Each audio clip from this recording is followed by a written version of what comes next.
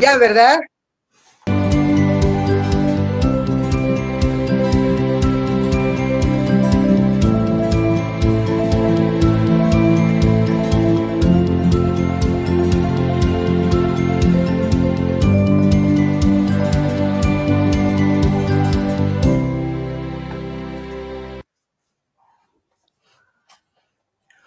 Hola internauta, ¿qué tal? ¿Cómo estás? En el marco de la FIL, Centro Intercultural Rosario Castellanos y el Libro Azul, tenemos el honor de presentar a la licenciada en Letras por la Benemérita Universidad de Puebla, maestra en Lengua literatura.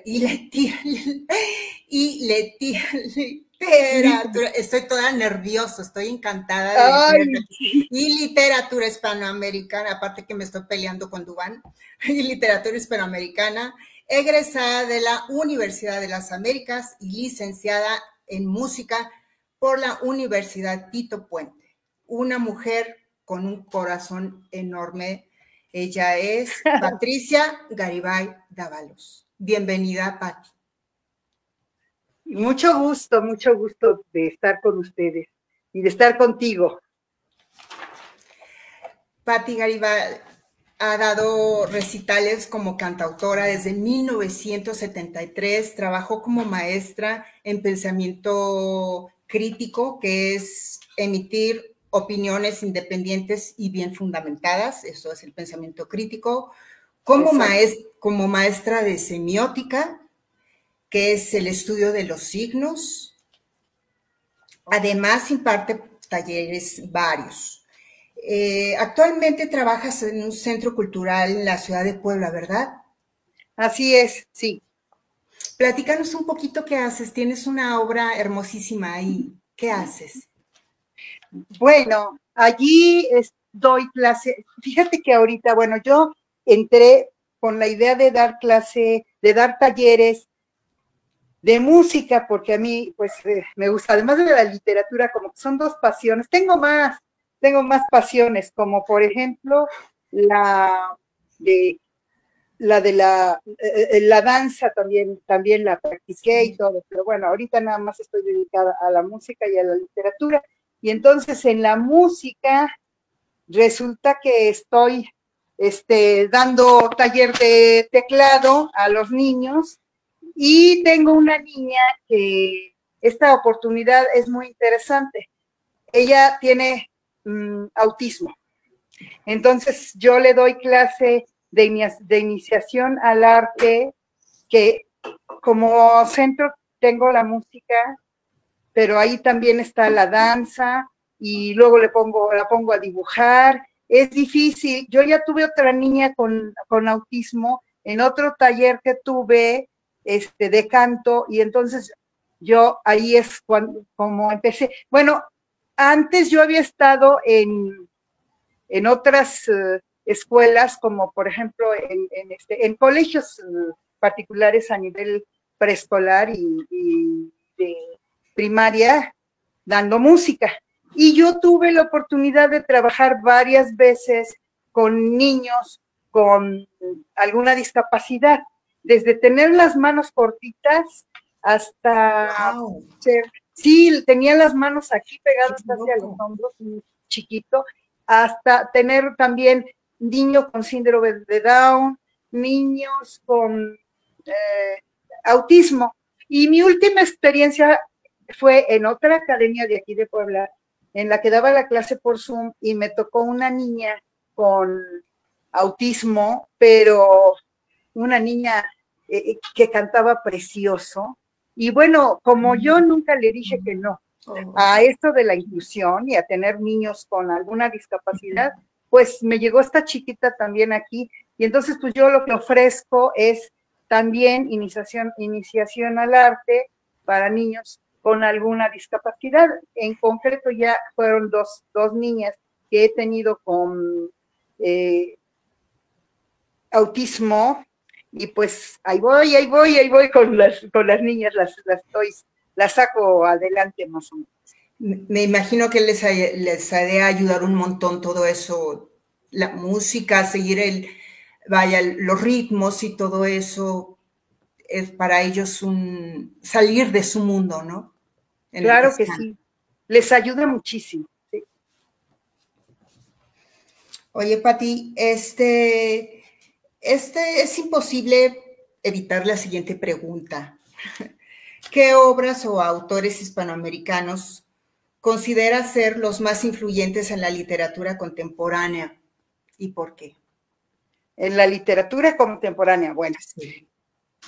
En primer lugar, quiero aclarar que yo estudié literatura y estudié la maestría y yo hice mi tesis de maestría acerca de la novela histórica. Concretamente fue sobre el seductor de la patria de Enrique Serna. Sí, sobre el seductor de la patria, porque fue un género, porque lo que pasó, un género importante, lo que pasó con la literatura hispanoamericana fue que después del boom, pues por decirlo así, los escritores ya no sabían qué escribir.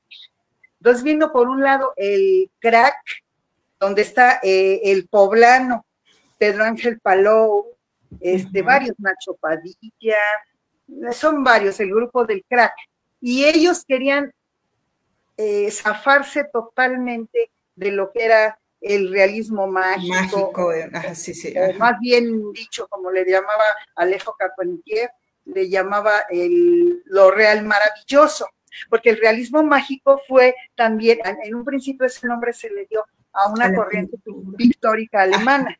Sí. Pero sí, entonces yo lo que creo es que el boom ha sido casi insuperable, porque después del boom se han hecho 1000 intentos y yo misma traté de buscar algo que no fuera el boom y pues lo que encontré más atractivo fue la novela histórica. La novela histórica es muy, muy importante porque, pues porque nos hace ver la historia, ¿no? Porque es otra mirada. A lo mejor, bueno, es una literatura con pretensión de verdad. Sí, o como sea, más acá, más verdadera. Sí, sí. Se supone que tienen que ser hechos verídicos los que presenta el autor, sin embargo, hay diferentes grados, diferentes modalidades.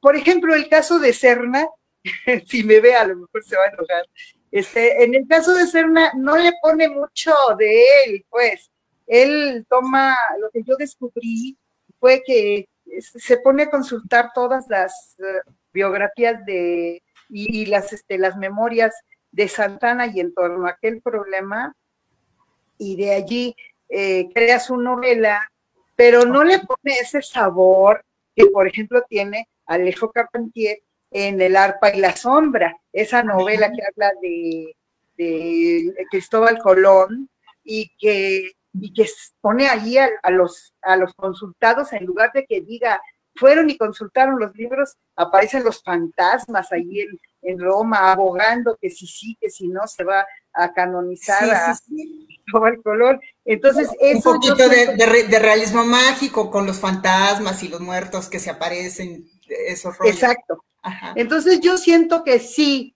hay una falta de eso. Está Rosa Beltrán, están grandes escritores de la novela histórica. Yo creo que la influencia del boom todavía no se acaba.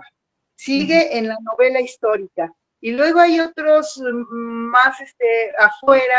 El crack fue un movimiento que trató de irse por temas europeos, y Alemania, pero no siento que haya tenido un gran alcance. Ajá. Exacto. Yo creo que la novela histórica sería, en cierta forma, la heredera, y todavía seguimos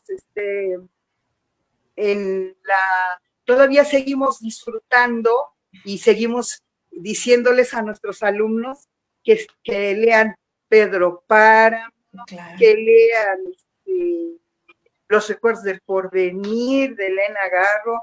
Y yo siento que es pues muy difícil superarla. Creo que es lo que ha influido más en cuanto a la novela, a la narrativa, ¿verdad? En cuanto a la poesía, pues es algo diferente. Ahí yo creo que las vanguardias también están muy presentes desde el modernismo para acá, pero las vanguardias, ¿sí? El ultraísmo, en fin, no sean, ahí es otro rollo, pero es más complejo. Está también la literatura comprometida con las revoluciones y otro tipo de cosas, y ha habido un resurgimiento de la poesía también ahora con el slam, con la poesía que se dice. Sí, y ahorita con la onda de la japonesa que ganó el premio y todo el mundo se está poniendo muy loco porque están pues, jovencita, ¿no? La chava que ganó. Y qué bueno, ¿no? Qué bueno que esté resurgiendo todo esto, la gente que nos esté haciendo más culta. Sí. Oye, ¿alguna preferencia por un género musical? Por un género. Bueno, yo comencé con la música clásica. O sea, desde chica, por ejemplo, hay una anécdota de que la primera canción que me enseñó mi mamá fue Estrellita de Manuel M. Ponce. Además de que me arrullaba con los cantos de cuna tradicionales, ¿no? Al horror, en fin. Pero la primera canción así bien que me enseñó fue esa. Entonces tengo mucho de la música de concierto. Y yo en un principio entré al Conservatorio de Música, que se llamaba de Música y Declamación del Estado de Puebla, porque me vine de 6 años a Puebla. Me trajeron de 6 años. Y entonces empecé a estudiar esa música, pero de allí viene, pues empiezo a escribir poesía. Y luego yo siempre quería cantar y siempre estaba cantando, y entonces luego no me aprendía las canciones. Entonces dije, si no me aprendo las canciones, mejor las voy a escribir yo. Y entonces, pero ya ¿cuáles fueron mis influencias? Pues la época del canto nuevo. A mí me gustaba mucho escuchar a Serrat, escuchar a Víctor Jara, escuchar a Joan Baez, escuchar a Atahualpa Yupanqui. Entonces ese tipo de música siempre me gustó mucho. Medio bohemia, eres bohemia. Sí, eres pues bohemia. Más bien, es que la música esta que estoy mencionando, el canto nuevo. El canto nuevo surgió en Chile a instancias de Salvador Allende, que hacía concursos y demás, pero era música que le llamaban de protesta. Sí. Más nada le llamaban, porque no era romántica, no era bohemio de estar ahí nomás con los amigos, sino que, bueno, a mí me tocó ir a las marchas por la universidad y gritar, el pueblo unido, jamás. Sí, claro, por supuesto. Era lo que justamente platicaba yo, que nada más todos se meten a la universidad y se hacen comunistas. Salen, vuelven a la realidad y dicen, no, capitalismo. En mi caso no me quiero pelear con nadie, pero la izquierda la traigo de rancio a bolengo.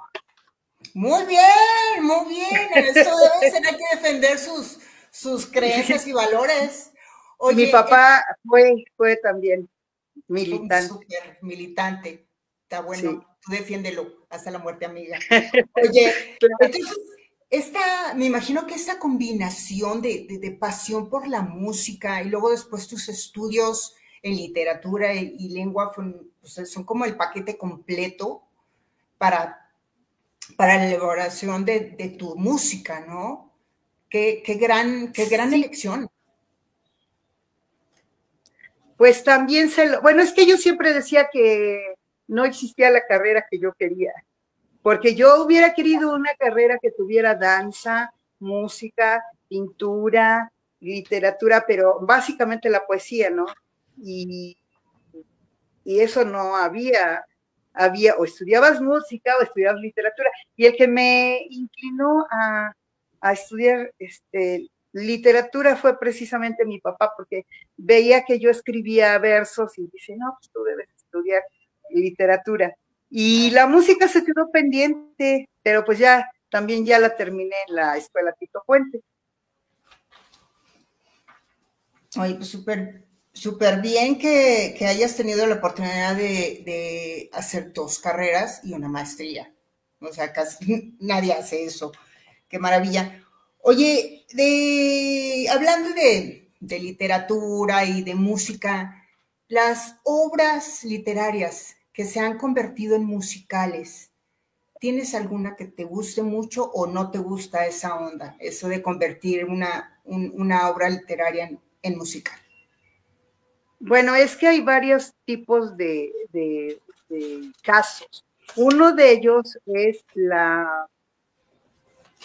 las novelas, bueno, obras de teatro. Por ejemplo, ahora que pasaron los muertos, me acuerdo mucho del Juan Tenorio, que antes se El representaba Tenorio mucho allá. cómico, pero antes, ¿te acuerdas? Sí, pero más antes se representaba el Tenorio en serio. Uh-huh. Y hay 2 tenorios, el de José Zorrilla y el de Tirso de Molina. Tirso es más antiguo. Y Sí. esos tenorios, pues eran muy bonitos. Y luego de ahí salió el Don Giovanni de Mozart, salió ópera, salió ballet. Entonces, no, yo lo que pienso es que es otra obra inspirada en esa. Quizá dejen el libreto muy parecido, pero Es sí, otro rollo, ahora, nada que ver. pero es bueno, tiene su valor como obra y sí me gusta, no me disgusta. También la poesía, pues hay muchos como, casi la mayor parte de todo lo que escribió Benedetti está convertido en canción. Lo mismo, lo de Neruda, han musicalizado muchísimo a Neruda. Y así. A mí en lo personal me gusta, si yo, pues yo dije que primero yo empecé a hacer canciones porque no me aprendía las canciones y decía mejor las hago. Bueno, cuando se me ocurre una canción se me ocurre música y letra. Y cuando se me ocurre eh, un poema, es poema. Sí, y cuando se me ocurre una melodía, una pieza musical, instrumental, pues es pieza musical. No hago primero letras. Tengo la No. intención de ponerle música a un poema de un escritor, de un poeta que se llama El Poeta de Lagos, que es un poeta de Jalisco, la tierra de mi papá, y fue su amigo. Tiene un poema que desgraciadamente la UNAM lo sacó mal, porque se llama La Nao de la China, y la UNAM le puso La nave de la China, pero mi papá lo recitaba Ay, de memoria. no, qué gran error. Y entonces, si tú dices La Nao de la China que llegó a Acapulco, no es lo mismo que si dices La nave de la China No, que llegó a Acapulco. ajá. Sí, porque la imagen que recreas es diferente. Y Ajá. además le sobraría una sílaba. Ahí ya vamos a acordarnos de nuestro amigo Carlos, porque Sí, sí, sí, sí, sí, sí. sobre Ajá. todo la música, las canciones llevan la letra completa. Digo, perdón, las canciones tienen que llevar una letra con rima que generalmente es rima tradicional, es rima clásica, es poesía clásica. ¿Por qué Y en cambio, prefieres? Yo sé ¿Mm? que tú prefieres, perdón que te interrumpa, pero es que no se me puede olvidar esta pregunta. Yo sé que tú prefieres la poesía clásica por sobre el verso libre. me No te dan, hagas, no te hagas. me gustan las dos y cultivo las dos. Ok. Me gustan las dos, pero nada más que cuando haces verso libre, mira, si yo me hubiera puesto a escribir verso clásico y pretender vender un poemario con verso clásico, no lo ven, ¿sí? Porque efectivamente como que está pasado, ya no, estoy sintiendo que ahorita, en estos últimos tiempos, hay un regreso al verso clásico. Ya he visto muchos sonetistas y me llama mucho la atención, pero a mí me tocó allá por los 70 que casi era pecado escribir verso en libre. verso rimado. No sé, sí, así si nomás. tú hacías verso clásico, te mandaban a volar. En mi caso te hacían, no, definitivamente no estaba de moda el verso clásico y no había quien te lo publicara. Aquí, como estamos ahorita, de todas maneras no me lo ha publicado nadie, porque este librito me lo publiqué yo. De todas maneras, el ambiente es dificilísimo, pero les digo que por allá por los años 60, era impensable escribir verso clásico. Todo era, ahí es donde empezó el verso libre. Entonces yo tengo poemas en verso libre y me gusta mucho porque también a mi papá también le gustaba mucho y a mi mamá, los dos escribían y me enseñaron también en el conservatorio, me enseñaron a rimar, pero también a apreciar, sobre todo mi papá, a apreciar el verso libre. Y sí, me gusta muchísimo. Pero yo me di cuenta, es más fácil hacer verso clásico, sobre todo cuando uno ya tiene el entrenamiento. Pero como verso clásico están las décimas, están la poesía popular, están los cantos que cantan ¿cómo se llaman? Sonetos. Los cantantes populares que andan, los guapangueros, todos los que andan cantando y improvisan, y todo es rimado y perfectamente medido. Entonces yo dije, bueno, si tengo esa facilidad, pues entonces voy a hacer canción popular, y por eso es que hago canción popular. Esa es la razón por la que hago canción popular. Mira, si me das chance, te digo un verso libre. Por favor. Y luego te voy a hacer una pregunta sobre el verso libre. Sí. Una tarde, este verso libre además lo dedico por las guerras que hay, sobre todo ahorita la Franja de Gaza, todo lo que está pasando. Bueno, lo escribí así, dice, una tarde de abril de 2003, cuando la guerra de Irak. Es una guerra triste, voy de nuevo. Es una tarde triste, no puede ser de otra manera. Los grises del oprobio se ven más grises todavía. El viento huele a sangre y a vergüenza.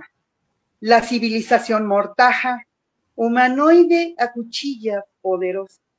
Y en esta oscura tarde yo me pregunto, ¿las células del alma son distintas? ¿Por qué matanza transitoria? Lejano el horizonte perturbado. Cuando me suenan los mantras huecos, la paz es blanca, porque es la nada. Y digo nada porque nada lo escribí con puras mayúsculas. El verso libre. Bueno, ese es mi poema. Oye, te quiero, felicidades, está muy bonito, muy lindo y está muy actual. Aparte, no es fácil, sin embargo dices verso libre, bla, bla, pero no es fácil escribir un verso libre. ¿Hay reglas? No, pues no. Yo creo que el asunto está en que ¿a qué le llamamos poesía? Entonces, allí entramos en ciertas discusiones con varias personas y tú ya entrevistaste, además de a Carlos, entrevistaste a Dubán, él maneja mucho los conceptos de por qué y además hace muy buenos versos libres y también de los otros, pero lo que debe haber para que algo sea poesía es un lenguaje poético. Mira, te voy a decir una cosa.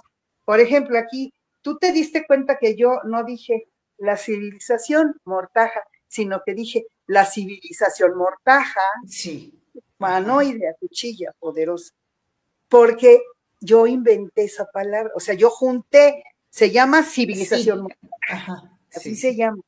Y luego al final digo porque es la nada. Realmente esta poesía, más que para leerse, es para verse. Porque incluso tiene que ver con los caligramas de Apollinaire, de los franceses, del Parnaso, que escribía, por ejemplo, si hablaba de una fuente, entonces con las mismas palabras del poema se formaba una fuente, esas son las vanguardias, se formaba una figura. Entonces aquí, sí. por ejemplo, José Emilio Pacheco tiene una que se llama, dice, el agua es nada más que no me lo sé de memoria, pero dice que es el agua y son dos líneas así que van de abajo para arriba, así, una línea y otra línea de palabras y simulan la lluvia. ¿Cómo se llama eso? Me acuerdo de eso mucho. Yo me acuerdo que lo veía en los libros de mi mamá de preparatoria, que les enseñaban a hacer eso las monjas. ¿Cómo se llaman esos? Pues no me acuerdo cómo se llaman, pero tienen un nombre, tienen un nombre. Tiene que ver, sí debe ser, lo voy a revisar, pero que tienes que hablar, si estás hablando de que te estás yendo en una espiral, entonces escribes en espiral, en espiral, en espiral. Sí. Bueno, se llamaba caligrama, se llamaban los caligramas, y los hacía Apollinaire. Y bueno, y en la nada pues la pongo con mayúscula. Entonces, más que nada, es para leer en silencio y para verla. Es una poesía un poco más gráfica. Entonces, por eso no sé, es muy difícil musicalizarla. Porque le quitaría todo. Claro, es visual, no es auditiva, es más visual. Exacto. Aquí, querida maestra, aquí en Guadalajara, donde me encuentro yo en este momento, se está llevando a cabo la Feria Internacional del Libro, sí, como ya lo sabrás. Sí. Y bueno, ¿quién no sueña con escribir un libro, no? Yo sí. Claro. Pero una pregunta, maestra, ¿cómo de una idea simple se puede desarrollar una historia completa y coherente? Esto es para todos los escritores noveles que están ahorita escuchándote, que pidieron esta entrevista. Bueno, pues antes que nada, quiero decir que yo no soy buenísima para los relatos. De hecho, he escrito muy pocos y les tengo muchísimo respeto porque es muy complejo. O sea, yo estudié la narratología, pero como crítica, ¿sí? O sea, yo te puedo hacer el análisis de una novela y te puedo dar todos los tipos de personajes que hay. Hay personajes que están dentro de la historia, que están fuera de la historia, pero narran la historia, que están dentro de una historia que está dentro de la historia. O sea, es muy compleja la estructura. Pues está Bakhtin como teórico y está Roland Barthes, también habla mucho. Él hace un análisis de la Agente 007, de la película, en vez de lo de semiótica, ¿sí? Entonces allí es difícil, yo les tengo respeto. Yo creo que, a ver, lo más importante para una novela o para un cuento no es la historia. Genet le llamaba el récit y al otro le llamaba la fábula. El récit es la redacción de la historia. Cómo está escrita, cómo están colocadas las palabritas en el texto. En última instancia, la literatura como arte y la estética de la literatura consiste en la forma en que van siendo acomodadas las palabras, cómo uno redacta los párrafos y de ahí qué es primero. O sea, la historia puede ser la misma. Hablábamos de Don Juan. Pues puede ser Don Juan, por ejemplo, Romeo y Julieta, cualquier historia, pero no es lo mismo contada de un modo que contada del otro modo. Si alguien la cuenta mal, la cuenta muy secamente, muy sin gracia, ¿no? Me explico, es como platicar, no puede ser sin gracia, y puede uno decir, ay, pues sí, ¿de qué trató? Pues trató de esto y de esto y de esto y de esto. Pero no, el escritor se quiebra la cabeza para decir, yo no la voy a terminar, no la voy a comenzar cuando nació el tipo y la termino cuando se murió, sino que, como por ejemplo, 100 años de soledad, que recuerda, ¿cómo Sí. era? Sí, la muerte. Empieza de los zapatos que se puso para el día que había iban de a fusilar. recordar y lo lleva al circo. Ajá. Entonces, eso se llama empezar in medias res, o sea, en media, en media historia, o la puedes empezar al final. Entonces son muchísimas cosas, pero lo más importante no es la fábula, no es la historia de que la persona nació, creció, se reprodujo y murió. Eso no tiene chiste, sino cómo irlo contando, ¿no? Y yo creo que es muy difícil. Y lo que les diría a los jóvenes sería, más que buscar una fórmula y que leer, y que tratar de ver cómo empieza, cómo hacen su novela mediante clases. Bueno, los talleres, claro que los recomiendo, por supuesto que sí, los talleres son muy buenos, pero lo que va a hacer que una persona pueda un joven se pueda convertir en un gran escritor, es que lea y que imite. Hubo un ejercicio que nos hicieron en la UDLA que consistió en hacer un calco. Mira, tú tomas el principio. Aquella tarde en el paredón de fusilamiento, buen día, habría de recordar, entonces es así, y aquella noche, en el cuarto cerrado de la escuela, Eismer habría de recordar el día que su mamá la mandó a comprar unos refrescos y no los trajo. ¿Me explico? Ajá. Vas calcando,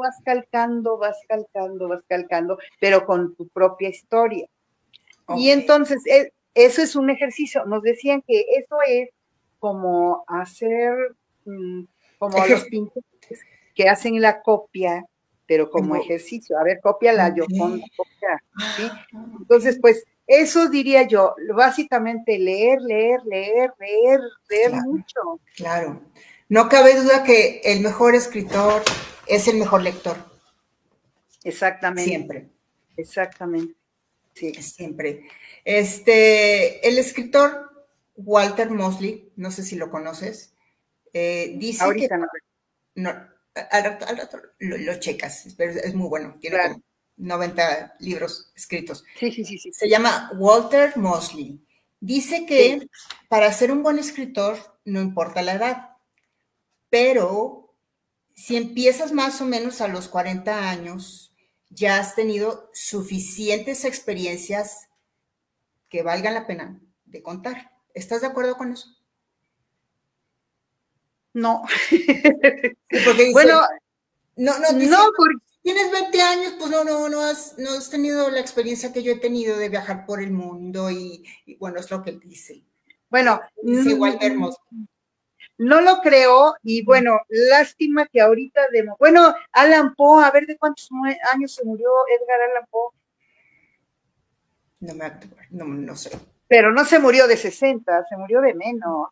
Okay. Y él alcanzó a escribir. Iba yo a poner un ejemplo, pero lo malo es que es poeta, pero de todas maneras lo voy a mencionar. Rimbaud solo escribió un librito cuando era un jovencito y hasta la fecha lo seguimos leyendo. Yo pienso que no tiene que ver nada. Y repito, porque lo que acabo de decir hace un momento es que no importa la historia. O sea, a mí me pueden pasar cosas fantásticas, emocionantes, interesantísimas, que ya quisiera yo contarlas, pero si las cuento feo, si las cuento mal, si no tengo esa forma. Si no tienes la gracia. Sin gracia. Y conste que no estoy hablando de que tenga adornos y un montón de adjetivos y que se oiga supuestamente así bonito. No, estoy diciendo, oye, una pregunta. Creo que yo tenía que pasarles la liga para que entraran, ¿verdad? ¿A quién? A las personas que... A Centro Intercultural Rosario Castellanos, nada más. Sí. Que nada más que entren a la página Centro Cultural Rosario Castellanos y aquí están en vivo. porque ya casi vamos a acabar y yo veo que me han escrito y yo ni les he contestado. Ponle, contéstales, yo te espero. Ponles. Sí. Entonces, a ver, Ponles. sí, ahí voy. Página de Facebook, Centro Intercultural Rosario Castellanos. Sí. A ver, ahí voy.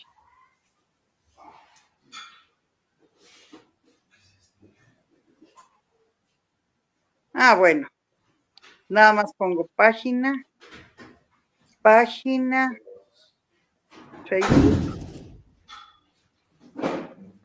Centro Intercultural Rosario Castellanos.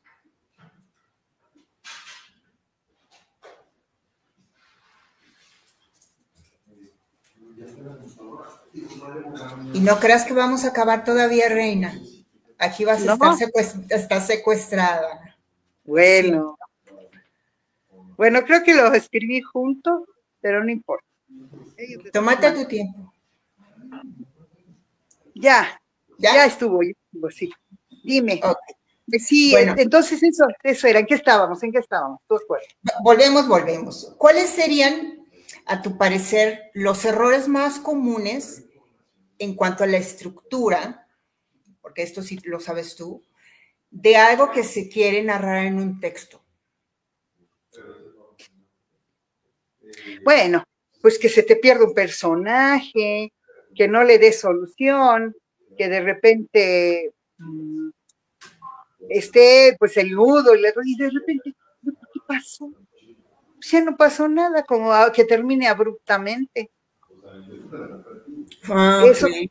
Que termine abruptamente, sí. Uh-huh. A menos que sea intencional. Es que mira, dentro de esto, yo también, cuando empecé dije, bueno, ¿y qué será lo mejor? La cosa. Ay, ¿qué pasó? Se me fue Pati. Hola, me quedé yo sola. Aquí estoy yo Parece sola. que se desconectó. Vamos a ver si podemos volver a enlazarla. No sé si puedas dar unas palabras en lo que intentamos enlazar. Yo voy a darles unas palabras. Oigan, por lo que a mí respecta, los errores más comunes que he cometido en mis escritos es no dar un final sorpresivo.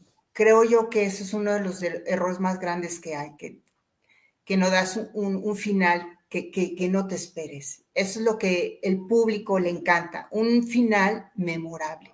Creo yo que eso es algo lo más importante. Y claro, que cada personaje que escribas tenga una personalidad que lo haga brillar por sí mismo. Y no te olvides de cada uno de tus personajes y de darle su porqué de escribir, de existir en tu historia. No nada más de relleno. Siento yo que en los libros no hay extras. Ah, claro. Lo que te quería decir es que yo también al principio dije, bueno, ¿y cómo será mejor escribir un verso? Bueno, yo desde la poesía. Y yo ahí te dije, no, pues es que los sonetos tienen que tener 14 sílabas, 14 versos de 11 sílabas cada uno, con 2 cuartetos y 2 tercetos, rimando externos con internos. Ay, qué cosa tan espantosa. Eso es horrible. No, es muy bonito, te voy a decir. Es horrible. Mira. Carlos Herrera Toro me hace pensar mucho cada vez que le mando un poema para que me lo revise y me lo regresa. No, horrible. Pero yo también. Pero también. Pero te voy a comentar una cosa. Es muy bonito por una razón. Mira, ¿no te gustan los retos? No, sí, me encantan. ¿Te gustaría andar en zancos?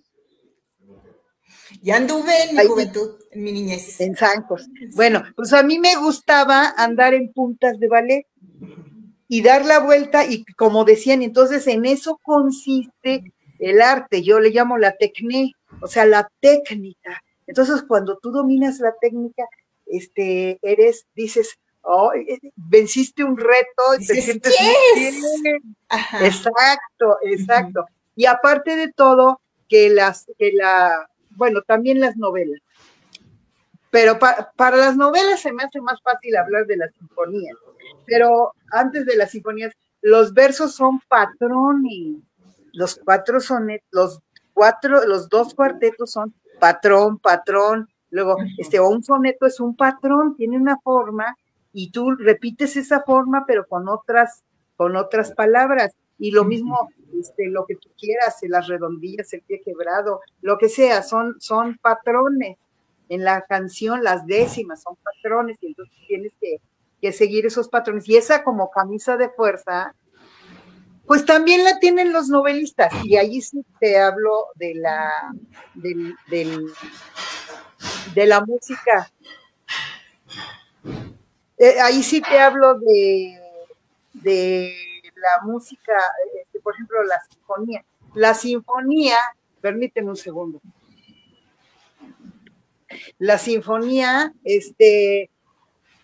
tiene que tener la obertura. Y luego el grupo, el primer movimiento, el segundo movimiento, movimiento A, movimiento B, la sonata, bueno, tiene la misma estructura de la sonata.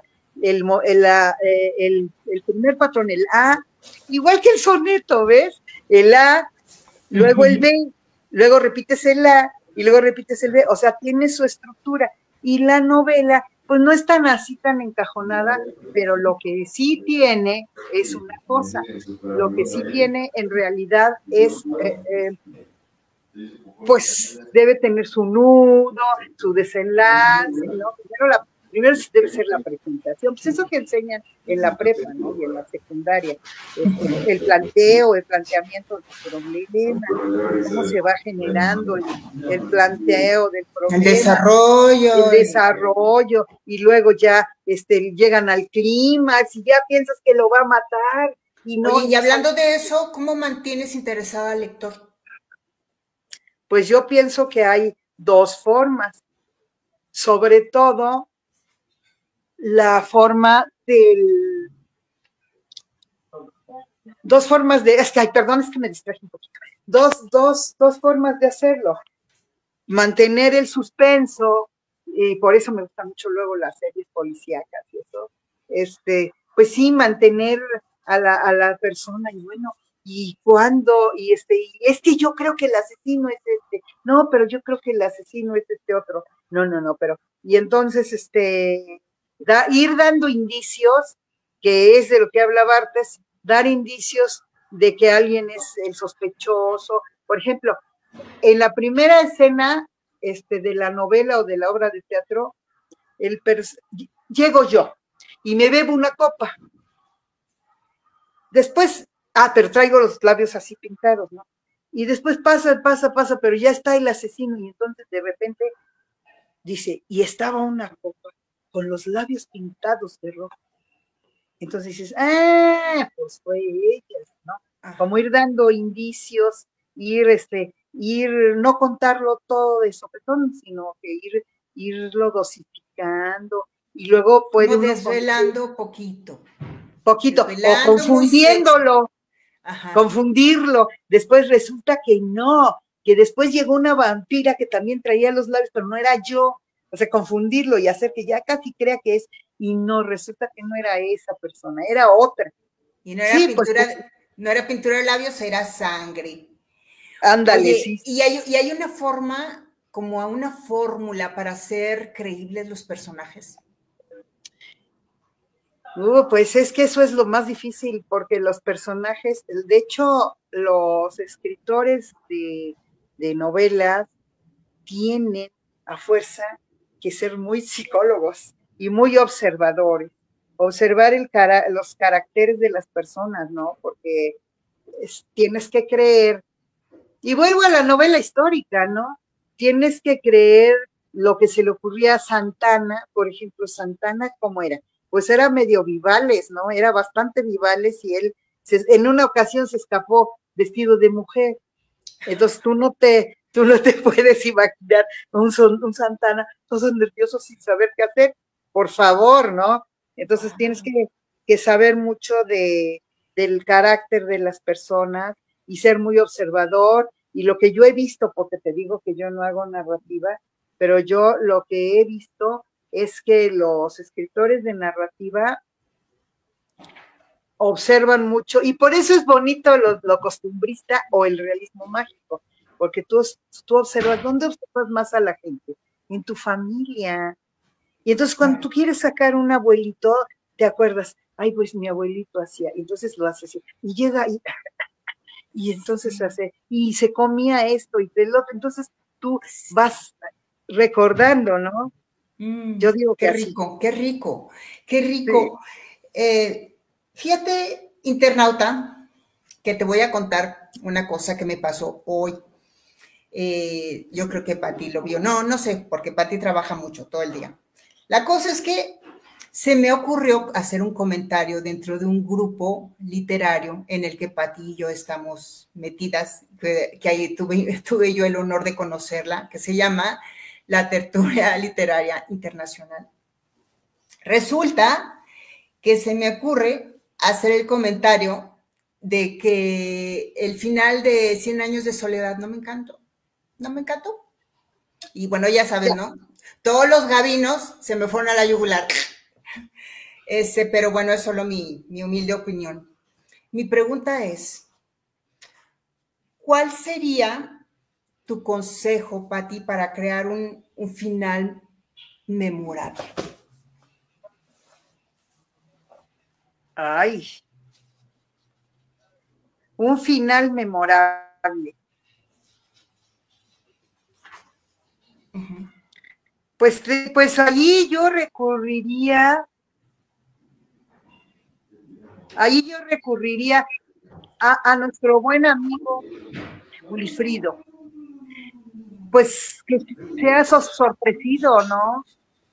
Un inesperado.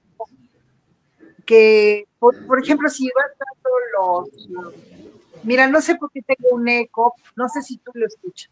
No, yo te oigo a todas. Muy bien. No le voy a hacer. No, lo que dice Wilfrido es que demos un final inesperado, pero eso se puede lograr encaminando al lector a que el final va a ser esto, va a ser este, va a ser este, va a ser este, y ya que se lo va creyendo, salirle con la sorpresa de que es el otro. Pero que sea creíble, porque si no es creíble, si de repente dices, se le sacó de la manga, que sea, no sé. Claro. Sí, que lo envuelvas, como dices tú, en una telaraña. Sí. Oye, Pati, la inspiración, pues ya sabemos que puede venir de 1000 lugares. Yo quisiera saber de dónde sacas tú la inspiración de tus canciones. Por ejemplo, hay una muy linda que se llama Mírame, escúchame. ¿Te acuerdas de esa canción? Sí. De hecho, la cantas tú muy bonito. Esta canción habla de un par de amantes. Sí. Y bueno, pues yo no sé que no hay ningún amante por ahí. No sé. Pero ¿de dónde sacas esa pasión para escribir sobre eso con tan lindo y tan sentido? Gracias. ¿Cómo lo haces? ¿De dónde lo sacas si no estás viviendo esa situación? No, pues es que sí la viví. Esta canción es muy vieja. Fue de hace mucho, algo así pasó, y entonces yo escribí en esa canción. Ahora, lo que ahí es importante son los patrones, porque si tú ves cómo va la canción, mírame, escúchame, ¿sabes? Y luego dice, ¿quién sabrá? No sé, pero al final va diciendo, nos amamos, yo te amo, tú me amas. Sí, pero dice cosas de que la gente que no nos vea y que si la gente no nos viera y que no sé qué. Bueno, es un tema recurrente en la literatura. Repito que sí, en una ocasión, cuando era yo muy jovencita, me pasó algo así. Sí tuve esa experiencia, pero es un tema recurrente. Mira, Ana Gabriel tiene una canción que dice algo muy parecido, que dice, ay, no me acuerdo, pero hay una canción que dice lo mismo, que es una especie de amor prohibido, una cosa que no podía ser, que no quería que la vieran y demás. Sí, es eso. Pero la verdad sí lo tengo que vivir yo. Creo que si yo no lo viviera, pues no se me ocurriría escribir. Se notaría, yo creo que se notaría, si no lo Se sintieras. notaría forzado. Se notaría, exacto. Sí. Exactamente. ¿Y cómo logras superar los conocidísimos bloqueos y la desmotivación que le ocurren de vez en cuando a todos los escritores? Pues a mí lo que más me ha bloqueado es el trabajo, porque como tenía que trabajar en la escuela, en lo académico, y luego tenía un montón de ensayos que calificar. Entonces, no era bloquear, era, ¿sabes qué? Párale, era apagar un poco el botoncito y decir, ahorita tengo que hacer otra cosa, porque si no me van a correr, ¿no? En realidad siempre me ha fluido y lo pongo en pausa, pues por necesidades de la vida práctica, ¿no? Y que un día diga yo, pues no se me ocurre nada, pues me voy, me paro, me salgo a la calle, me tomo un café, y ya cuando regreso se acomodan las ideas, sale, o en la noche, muchas de las calaveras, ¿te acuerdas de las calaveras literarias? Sí. En la noche ya estaba yo durmiendo, ay, pero la calavera de fulano, ¿cómo lo voy a hacer? Qué divertido. Entonces se me ocurría, antes, cuando era yo muy jovencita, tenía yo mis papelitos por allí, hasta podían ser papelitos de estos, así de servilleta o lo que sea. Y ahí escribía yo, y escribía también las notas, porque se me viene la idea de música y letra. Pero ahora con el teléfono está bien fácil, porque nada más cojo el teléfono y empiezo a escribir. Y ni molesto, porque no tengo ni que encender la luz. Dice Ana María que ella también. ¿Verdad que sí? Sí, que así es ella. Sí. Oye, entonces como escritor, realmente tú no eres de esos de que dicen, no, pues yo me siento todos los días a las 5 de la mañana y escribo 1000 palabras. Ya quisiera. Lo que hacía era cuando era bailarina, que más bien era yo bailaora, porque aprendí el flamenco. Yo bailaba de chiquita de 4 a 8. Llegaba del colegio, hacía rápido la tarea, comía, y a las 4 empezaba, baila y baila y baila y baila. Y hacía mucha destreza. Luego, cuando iba al conservatorio, igual, eran mis horas de piano, y yo aprendí varias cosas. Ahorita ya se me están olvidando, apenas se me están olvidando, pero es que lo tuve que poner en pausa mucho tiempo porque me casé, tenía que cuidar a mis hijos, tenía yo que ir a trabajar dando clases.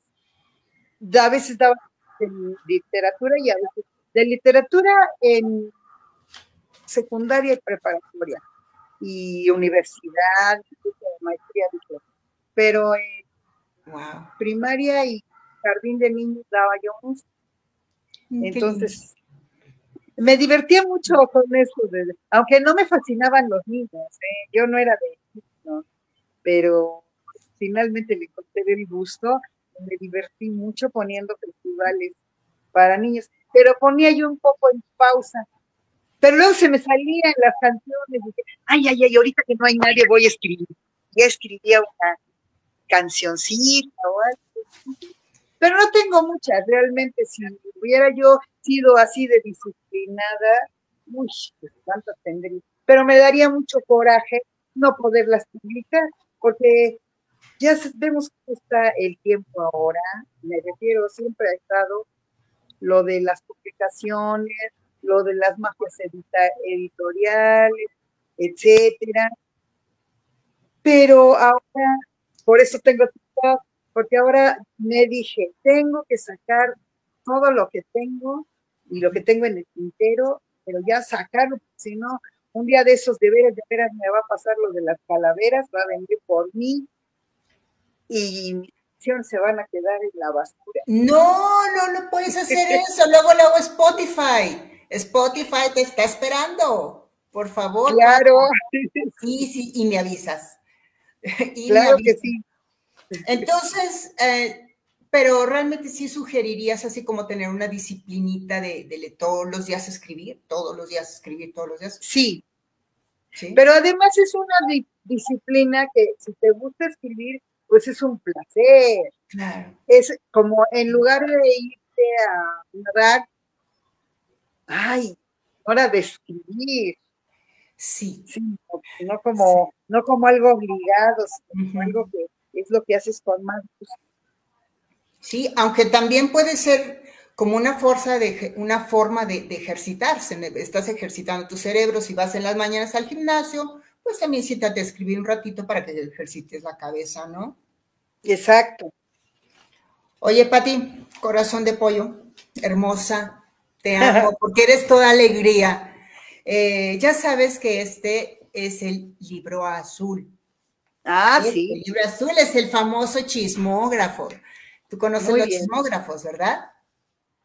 Claro que sí. Ok. Este chismógrafo consiste de 5 palabras nada más. 5 palabras, no, 5 frases. 5 frases que yo te voy a decir y tú me vas a contestar, no con un sí, no. Contéstame con algo que se te venga a la cabeza de esta frase que yo te voy a decir, ¿va? Sí. Largo, corto, como tú quieras, ¿va? Pero que sea, que te salga así del alma, va. Festivales de música electrónica. Pues no he ido, pero me gustaría, aunque yo no hago música electrónica, pero es interesante. Ve, te lo recomiendo. Tienes que ir por lo menos a uno en tu vida.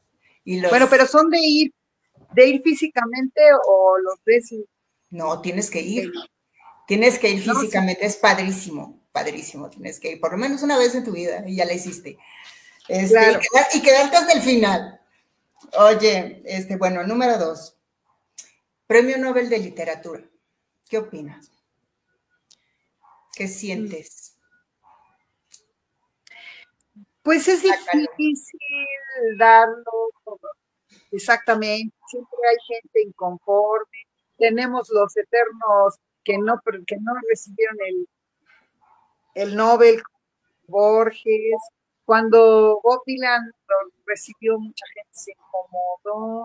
Yo no me incomodé, pero es difícil. Yo pienso que está bastante bien, pero pues es difícil darle gusto a todo el mundo. Los criterios que tienen, pues supongo que es un equipo de personas que saben mucho, que han leído, y pues no podemos estar de acuerdo o no con uno, ni modo. Claro, bueno, tengamos en cuenta que incluye como muchas cosas ese premio. Y bueno, ¿cuál sería el mayor placer? No cuál sería, perdón, olvida el cuál sería, solamente el mayor placer, nada más. La música y la danza.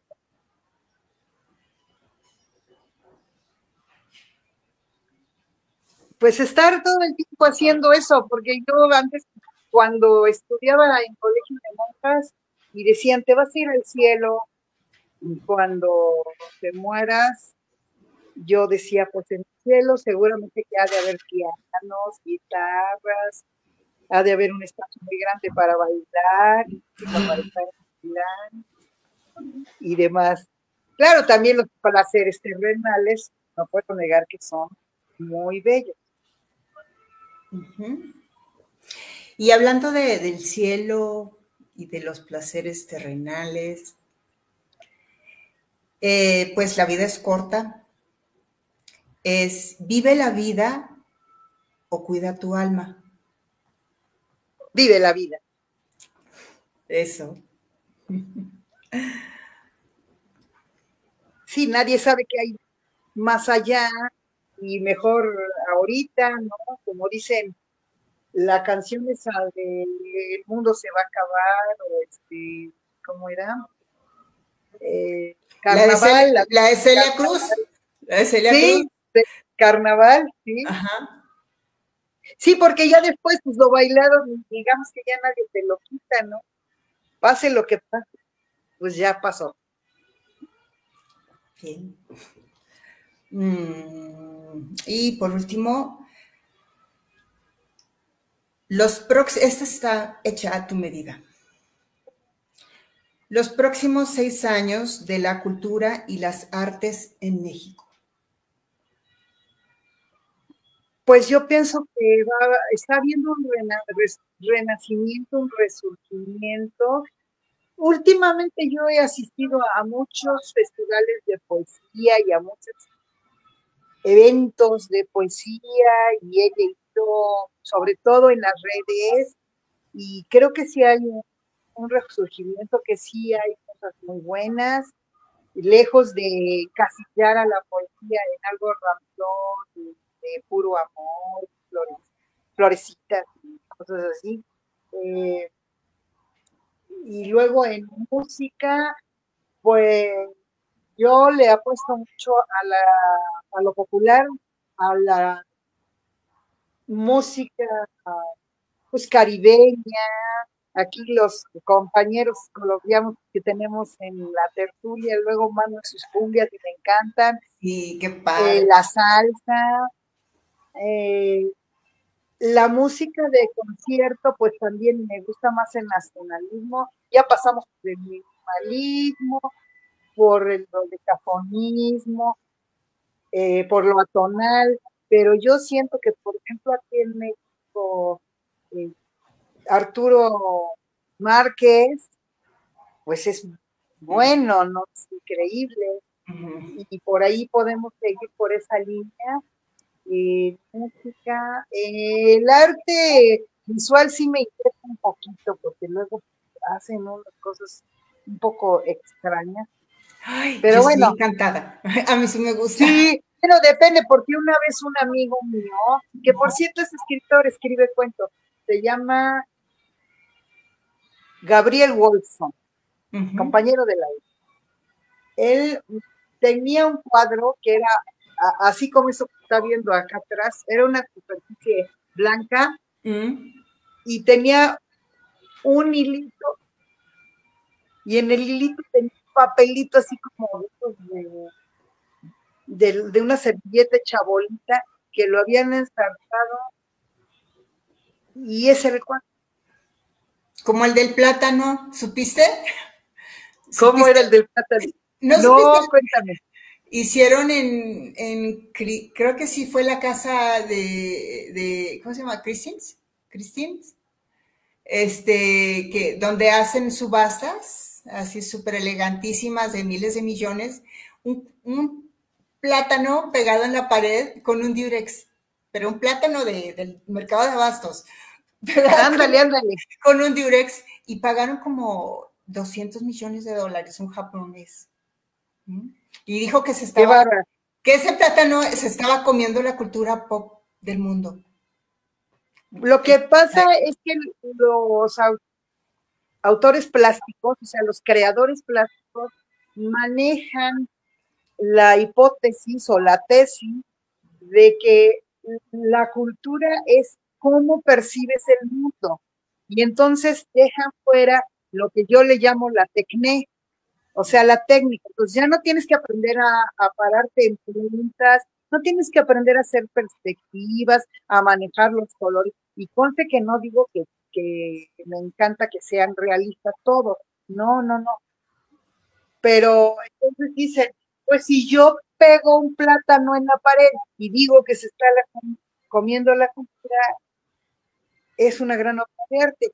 Yo pienso que es una expresión del pensamiento, pero no creo que sea una obra de arte, porque el arte per se tiene que llevar la tecnología, la técnica, el saber cómo esfumar con un lápiz.